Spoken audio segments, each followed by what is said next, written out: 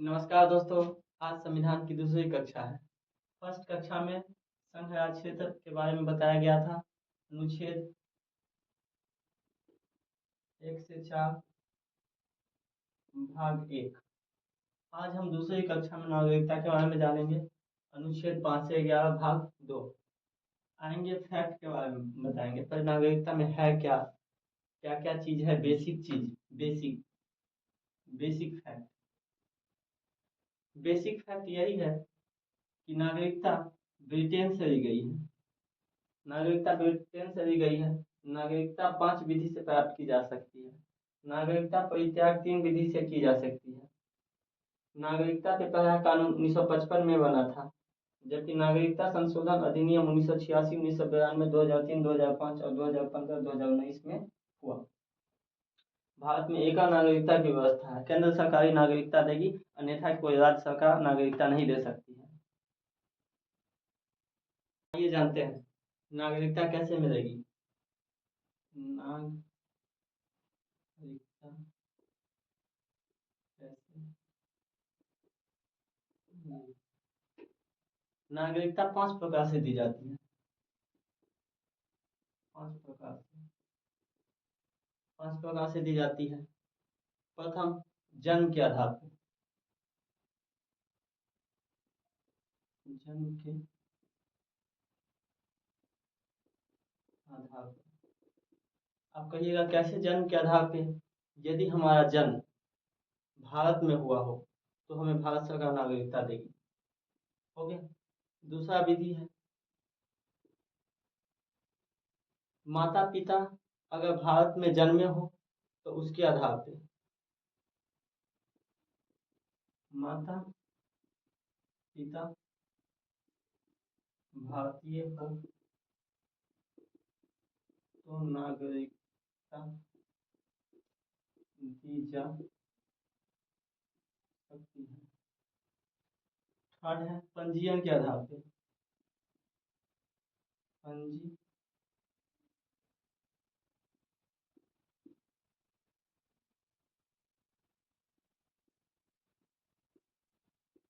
पंजीकरण के आधार पे।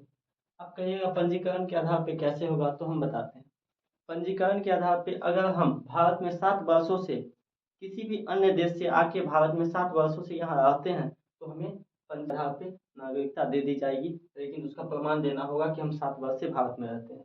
चौथी प्रकार, देशीकरण के आधार पे। देशीकरण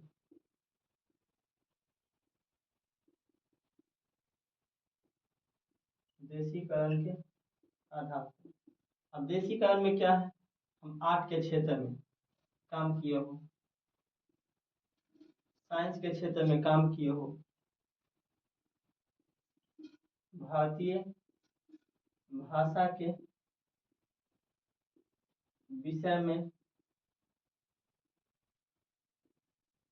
काम किए हो, तो इस आधार पे लगभग 10 वर्षों तक काम होना चाहिए, तब जाके नागरिकता दी जा सकती है। कोई भी एक्टर एक्ट्रेस आएगी या कोई साइंटिस्ट आएगा हमारे देश में और हमारे देश के लिए काम करेगा, हमारे भाषा के लिए काम करेगा, हमारे क्षेत्र के लिए काम करेगा, तो 10 वर्ष तक काम करेगा तो भारत सरकार उसको नागरिकता देने पे विचार करेगी।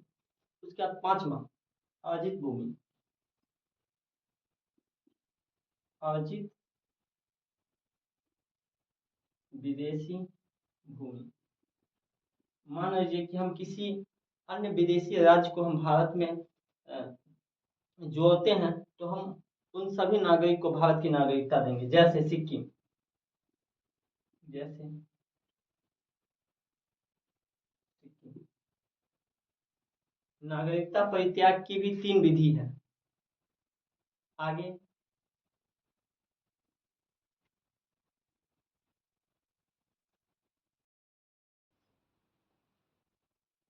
नागरिकता कैसे प्राप्त करें, इस जानने के बाद अब नागरिकता का परित्याग कैसे किया जाता है।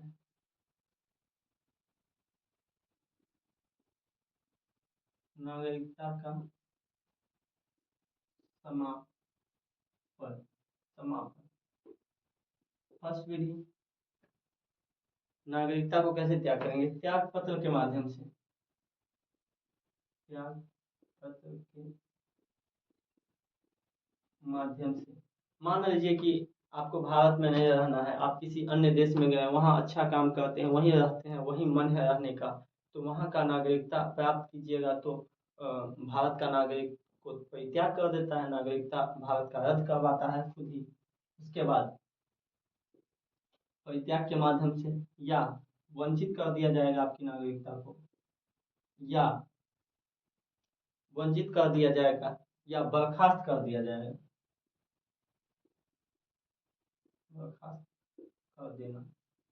बर्खास्त उस परिस्थिति में किया जाता है जब कोई व्यक्ति गलत काम या भारत जैसे देशों या किसी भी स्टेट में देश विरोधी राज्य विरोधी काम करती है तो उसे देश विरोधी राज्य विरोधी तो नहीं कह सकते हैं, देश विरोधी काम करेगी तो उसे नागरिकता से बर्खास्त कर दिया जाएगा। तो यही 3 विधि है नागरिकता बर्खास्त करने की। अब आइए जानेंगे नागरिकता से संबंधित अनुच्छेद।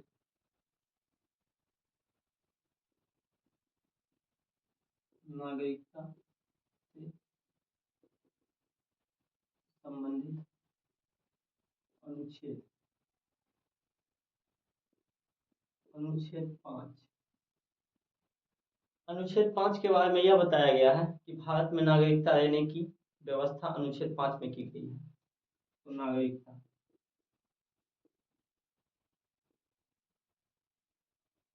अनुच्छेद 9 के बारे में जानिए।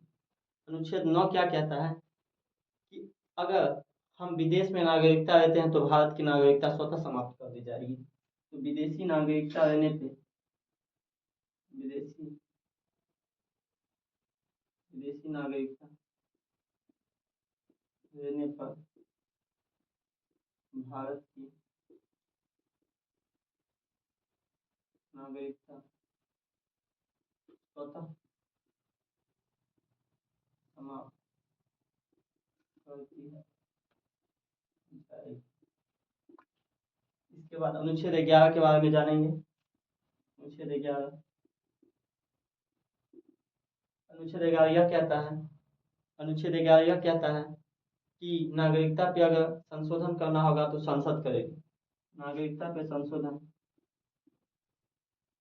नागरिकता पर संशोधन संसद करेगी। इसी के साथ नागरिकता कैसे मिलता है, नागरिकता का परित्याग कैसे करेंगे, नागरिकता से संबंधित कौन अनुच्छेद इंपॉर्टेंट है, ये तीनों अनुच्छेद छोड़ के कोई भी अनुच्छेद एग्जाम में पूछा नहीं जाता है। अब आगे जाके देखेंगे एक और चीज है, एनआरआई। इसके बारे में जानिए, नया पॉइंट है एनआरआई। इसका अर्थ होता है non non non residential Indian. Non residential Indian, प्रवासी भारतीय जिसको कहते हैं, प्रवासी भारतीय। यह इसका डिफिनीशन यह है कि 6 माह तक विदेश में रहे या वहाँ काम करे उसे एनआरआई कहते हैं। इसके पैसा पे टैक्स नहीं लगता है, इसका पैसा टैक्स फ्री होता है। तो टैक्स फ्री, इसे वोटिंग पावर का अधिकार है। वोटिंग पावर,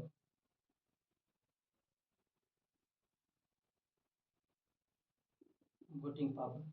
एक और शब्द के बारे में जानिए, उसका नाम है CAA। CAA, सिटीजन सिटीजनशिप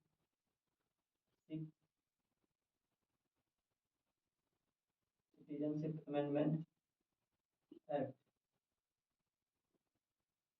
यह कानून दिसंबर 2019 में आया। इसी के साथ आज हम नागरिकता की कक्षा की समाप्ति करते हैं। और नागरिकता में इससे ज़्यादा कहीं कुछ नहीं पूछा जाएगा। बस जितना बताया गया उस सबको एक-एक करके याद कीजिए, पचाइए। इसके सिवाय नागरिकता से कुछ भी नहीं पूछा जाएगा। इसी के साथ धन्यवाद।